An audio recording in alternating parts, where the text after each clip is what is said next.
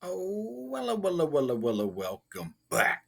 So, this is the Frayer model of working on vocabulary. And I just want to show you just a quick example of what it might look like. So, you would usually get an envelope or some folded paper with these different items in there. Sometimes the synonym will say something, or sometimes it'll just say synonym, right? So, you're going to get all these different items, and where should you put them on here? Well, this part here, this is part of the etymology. That's the history of a word, right? If you blow it up, you can kind of see a lot more of it. Ooh, okay. Ooh, my goodness. So when it comes to the word identity, which goes in the center of our Frayer model, you can see it right there, right? See it, right? Well, this here, this is the part of the definition, right? So I would suggest putting this in the lower right-hand corner and then maybe twisting it around the right way and kind of squeezing it right in there by the definition, the little parts of the word, and taking a look at it with your group. Right? Now, some of the examples or characteristics of it, oof, well, those little pictures, you can put those right in the examples, right? Part of the pictures right there, they kind of show you a little bit about something, right? Perfect. Now, maybe there was a poem that you read about identity, and you can go forward and find out what that means, right? You can put that in the characteristics.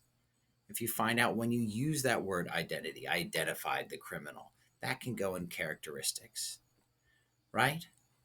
So, antonym here, that's where you're going to find those non examples, right? Or maybe the antonym's a picture and it's people not trying to fit in, right? It's just a bunch of people that are trying to fit in. Maybe it's this picture, but without that little yellow guy, right? Just the blue guys. If it were just the blue guys, it would go down here because that's not identity. That's non identity. That's just a crowd of everybody looking and feeling the same way, right?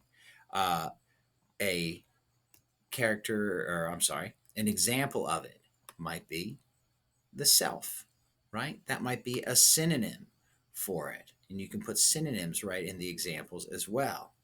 Now, the opportunity in life, that to me sounds a whole lot like a definition. So I might put it there. So that is essentially what you're doing. You're doing your best to organize these different parts and to put them in the different squares to go with the word in the center.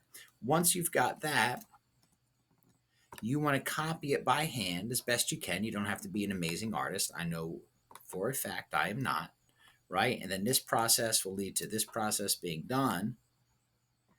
And then you'll copy it down in your vocabulary notebook, right? So you might be a little smaller. You might have to make little smaller pictures. That's okay. But now this for the word identity or whatever word you're assigned today, that will be translated into your text, into your vocabulary notebook. All right.